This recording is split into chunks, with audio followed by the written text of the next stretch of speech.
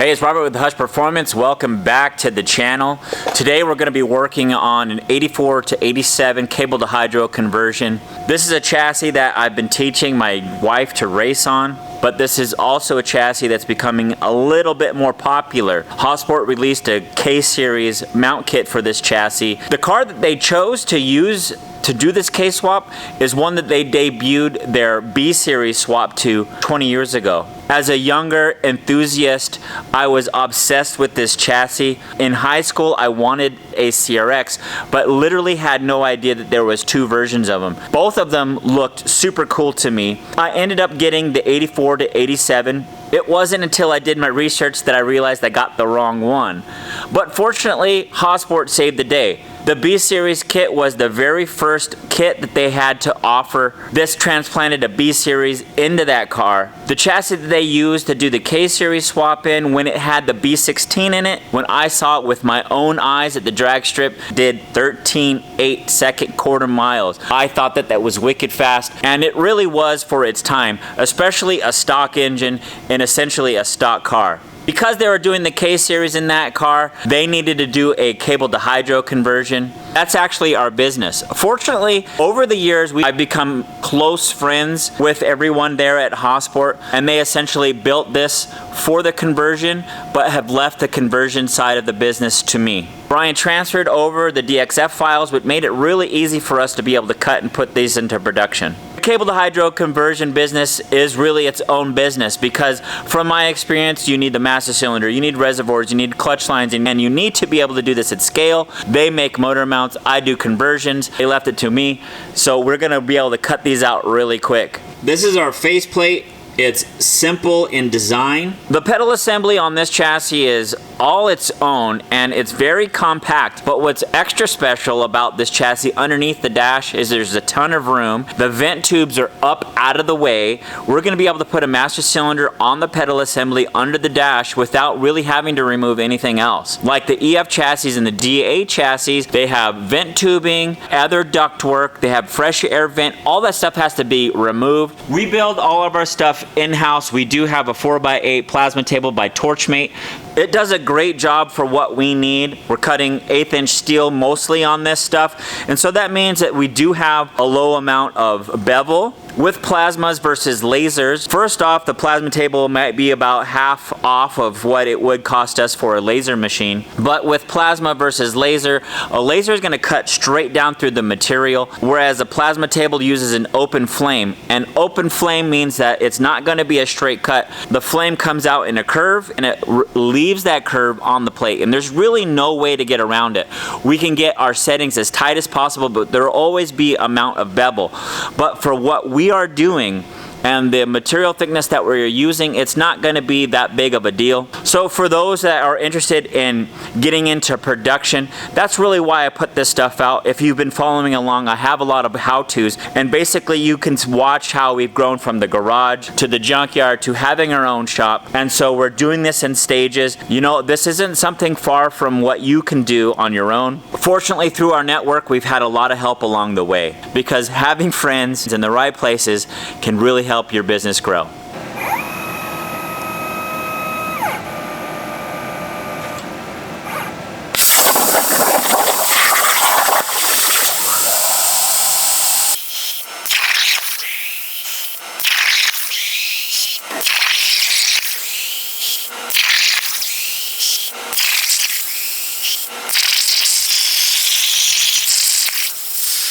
A plasma machine is limited in how tight the flame can get into areas. So this particular part was designed with the intention of using a laser, which is a lot more accurate than the plasma. And so when deciding to do some design work using a plasma machine, there are certain factors that you'll have to design for. In particular, this tab right here is going to be bent. There's a relief cut that was designed to fit right here so that the material will fold like it's supposed to. So here the original DXF has that relief cut where the material cut straight from this original design doesn't work. So that means that we're going to have to open up this area a bit so that our flame will get in there and it will have the relief cut like it's supposed to. The second piece right here may or may not fit. Chances are we'll have to open that a little bit up as well, because that's the second part of this little bracket. So there's going to be an arm that's going to slide right in here, and what that is, it's basically a location. So the part will actually, this is like a keyway. The bracket that's going to go in here is going to basically slide into that, and that's where it needs to be welded. This is a super simple little piece here. From experience, we've had to add additional braces. Once we get this bolted onto our pedal assembly, we'll take it over to our simulator, where we could actually test the stuff without having to put it in a car. It's something that we built when we first got into this business so that we can do quick retrofits. We'll add something on there and see if it's going to need some extra bracing or not.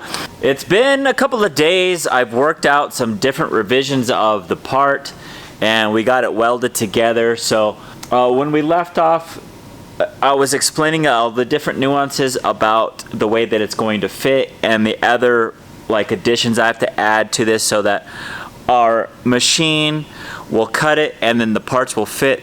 The bracket does look super simple, and this was their first attempt at a conversion similar to ours. It will mount here to the fulcrum where the brake meets the clutch pedal, and then this piece right here they added to give that rigidity. So as you push on the pedal, it wants to move this way, and I think that was their attempt. And most cars with a clutch pedal, there is at least 3 points. So there's going to be 2 points that hold the pedal to the firewall, and generally that's held on by the clutch master cylinder, and then there's a third point up above on the cowling area. Underneath the car, I explained that there's a ton of room under there. We should be able to get all of that stuff underneath the dash, and if I have to add any bracing, there looks like there's plenty of room there. The assembly is out. I was able to get it out without having to drop the steering column. You can finagle it around the steering column underneath there. Once you get it unbolted from the booster slides back relatively easy. You don't have to disconnect the brake lines. I didn't have to do that at all in mine. Now we're looking at the bracket and seeing how they initially designed it, and it looks like I'm gonna have to remove the neutral safety switch that I set up here.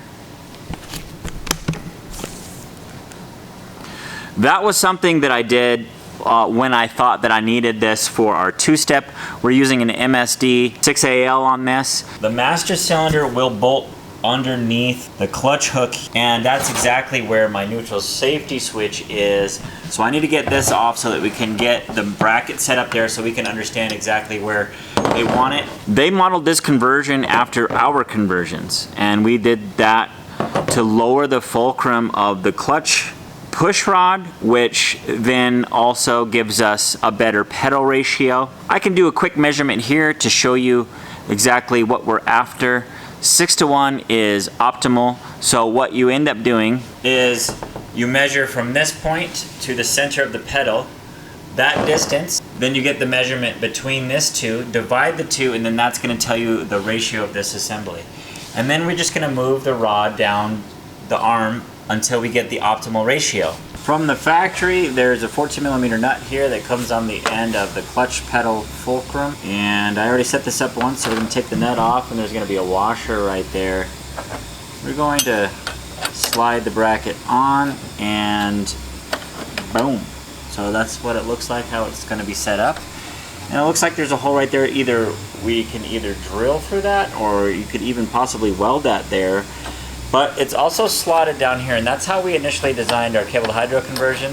The EF pedal assembly is known to just tweak out, if not all out, just break apart. And because they're so damaged, they're 30 years old, we designed it with a little bit of play there so that it can fit, or you can stretch the conversion brackets on there. It also helps, but it also can act as like a jig. So once we get the conversion all bolted on, it will kind of squeeze it all together to get it back to where it's supposed to be. That's not really a common thing that any one of us in the industry have heard about with the 8487s or the 8689 Integra assemblies. But the slot's there, and I think it would be wise for us to get the master cylinder attached to this first so that we have a good idea about where that master is going to go. And it's all going to be relative to the pedal stop as well. This vehicle didn't come equipped with a neutral safety switch, and if it did, this is generally where it would go.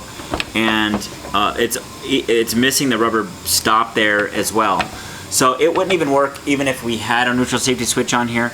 But where the master cylinder is going to attach here on the conversion bracket and the pedal could be relative to this bolt right here. So if this bolt gets driven down, it actually it pushes the clutch away from the driver, but it also pushes the pedal towards the master a little bit more.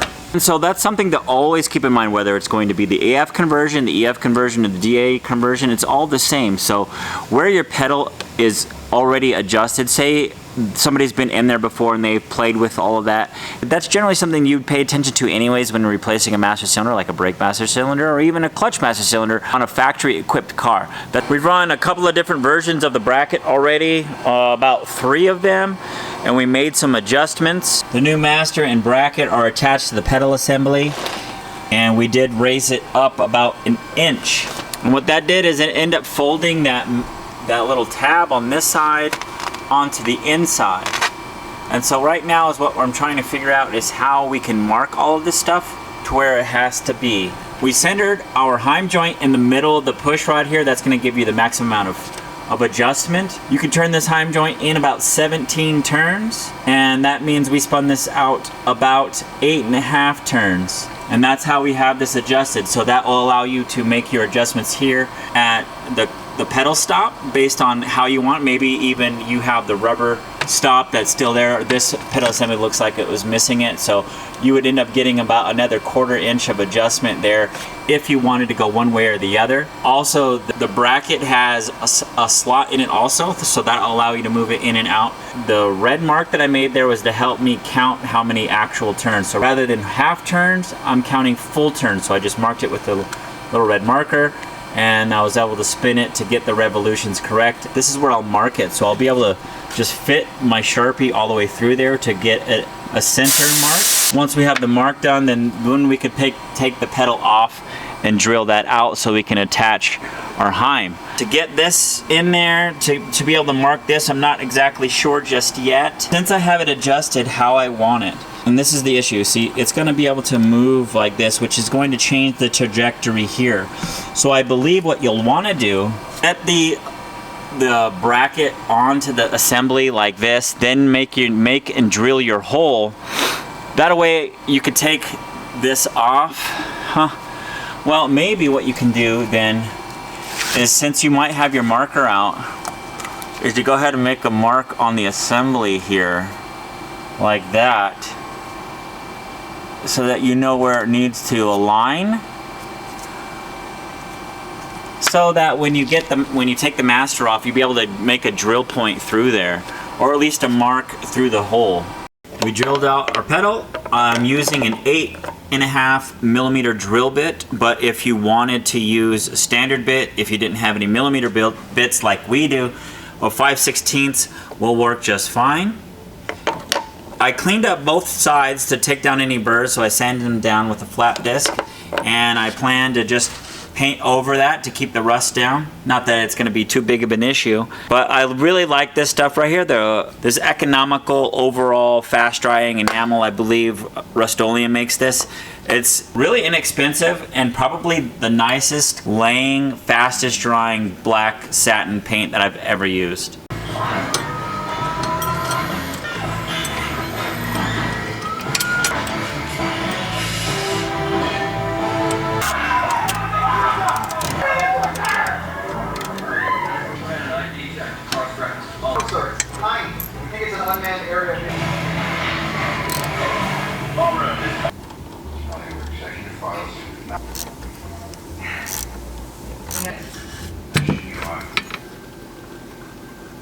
This thing is sick looking.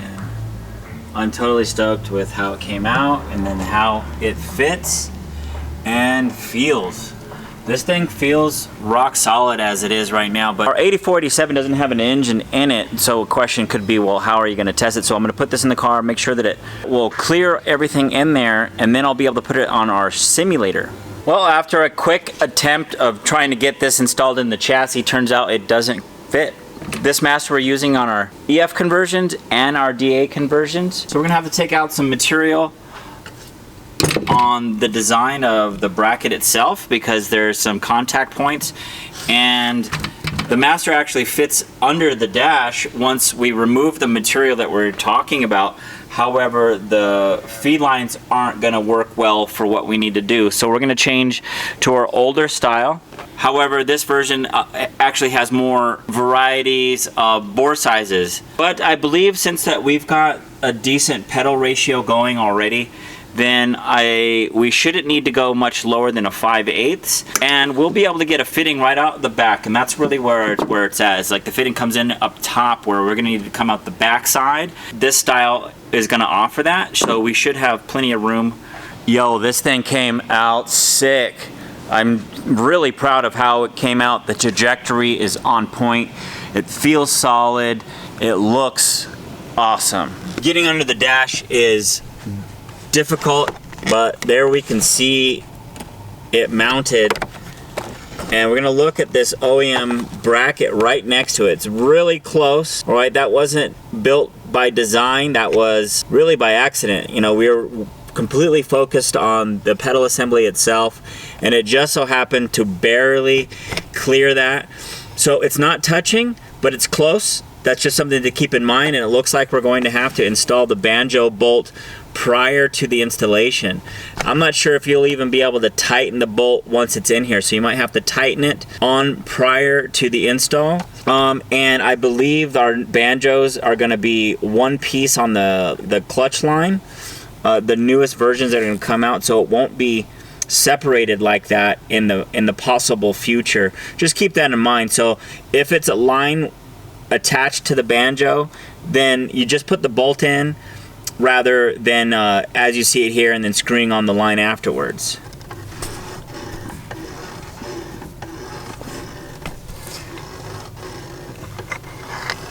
Now it's time to mount the reservoir so we can get some fluid flowing through that master cylinder that's in there. And this is the reservoir that we built for our cable to hydro conversions for the EF and the DA. And we're hoping that this will fit in this chassis as well. Looks like the cowl is a little bit more shallow in terms of the height to where the cable is, but we are seeing a number of extruded bosses here. So like right here, if I had to guess, that's going to be a 6 millimeter by 1/0, and that's the exact size that this is. And so traditionally on the EF and the DA, we're drilling through the cowl and then adding the nut on the other side there. Of course, you know, we're supplying that hardware, but in this event, we may not even need it.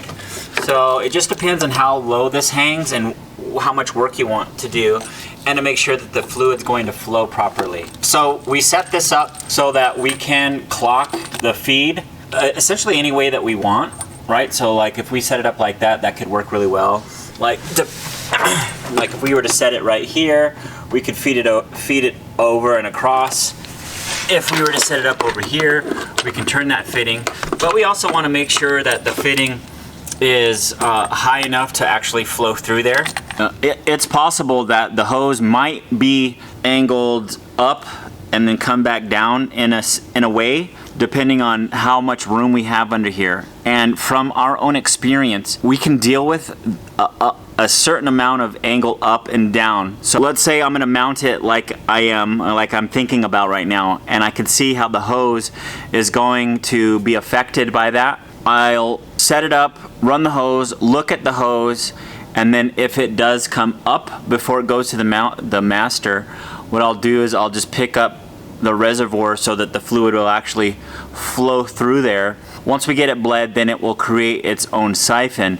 So then I can mount it back up there, and it will just continually flow as long as we don't get any air in the system. Otherwise, we're just gonna have to rebleed. There are some threaded holes right here in the cowl already. There's one right here that I'm looking at, and I'm just gonna play with it because it looks like it's going to be a 6 millimeter, and if it is, then there's no extra work that we got to do, like taking off the cowl. I'll check that out, man.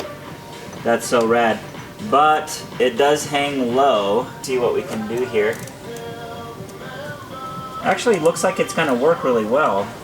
So it looks like the hose does hang down a little bit more, and so just like I was explaining, we might end up having to do the siphon system like I was telling you. And that's of course if we're deciding to use and utilize that boss, but it worked out. And if all you do is have to tighten it and torque it down enough, and it should hold out. We don't have to add any extra holes. That's really nice and convenient.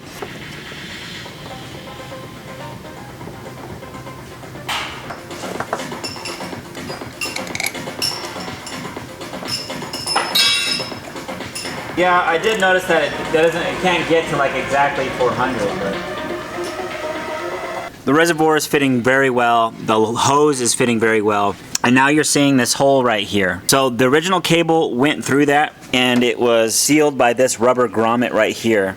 And so as of right now, I'm going to suggest that this is what you reuse to seal that. So you'll have the hose run through this, and that's going to seal the elements out of there.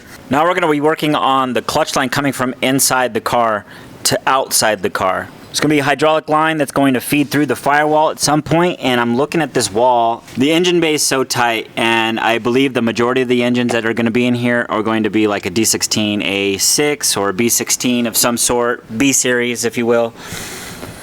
And hopefully some more K series, which this wouldn't be an issue, but for all the other engines that are most likely in this bay right now, the intake manifold is going to sit and rest really close against the firewall. And so I'm looking at this space right here. Traditionally, we would set it somewhere down here, and that's going to clear most intake manifolds that where the engine and the intake manifolds facing the firewall, and the line would fit underneath the intake manifold. But in our case, we're going to be using a Jackson Racing supercharger, and that consumes a lot of space underneath the underneath where the intake manifold would traditionally sit. It curls underneath like a GSR intake manifold, and that consumes a lot of stuff on the firewall. Also, what could be problematic, or at least more clean if you will, if we're using a K series. Traditionally I would come out with a straight bulkhead, and then we could just run the line over here, but it would be down below, and we'd swing over here. But there's not a whole lot of room over there anyways. There's not a whole lot of flat spaces. Right behind here is the heater core, and we're building and designing this as if there's going to be a heater core there. And so that leaves us with just this space right here, and underneath the dash it doesn't look very promising at all. But this space does. Instead of using a straight fitting, I believe I'm just going to use a 90-degree bulkhead fitting there and a straight line, and it will come down, and then it will clear the intake manifold or come and snug a K-series transmission really nicely. The spacing's pretty critical in here, and I want it as close to the center .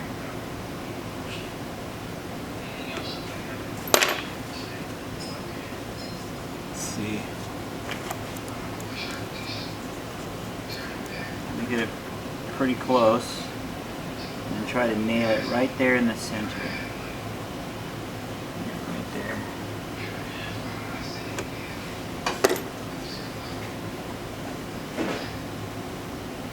I'm using this center punch right here because how many times have you guys walked? Look, like even the center punch is walking. So let's take a look at that. The fuel lines are right on the other side of this. The wiring harness is right on the other side of this. You only have about this much room to work with before you start hitting something. How you would do this with the engine in there, you'd probably end up having to use an angle drill, or drill from the inside.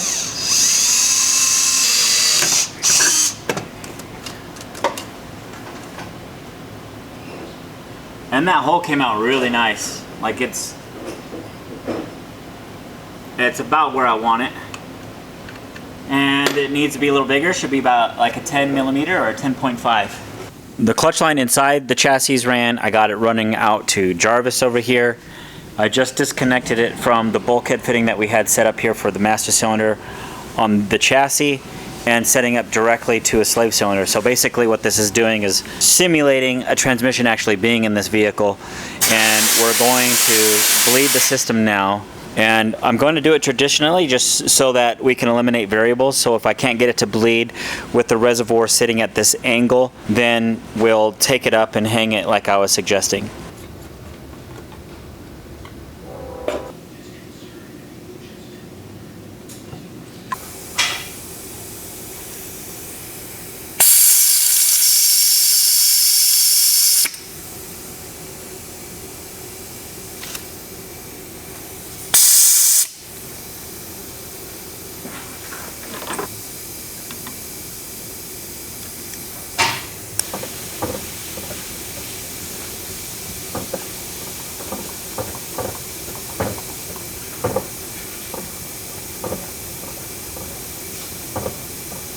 How many are you gonna believe me that it bled that fast? I get so many calls about people having such a hard time, and I've had hard times before, but normally, that's how fast and quick this works.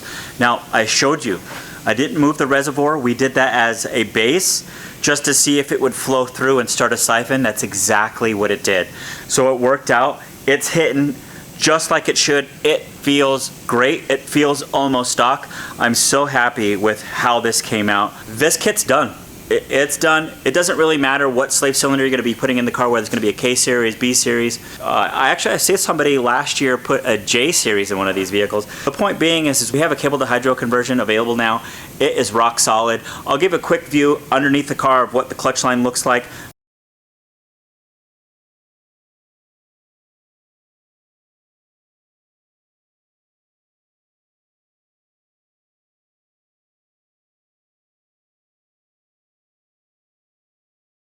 But essentially it's going to look just like that. It's going to have the 90-degree fitting right off of the firewall, and the line's going to feed either on the passenger or the driver's side. Guys, thank you very much for watching. Make sure to check out our other videos right here on our YouTube channel. Make sure to check out our website at hushperformance.com, and like always, happy tuning.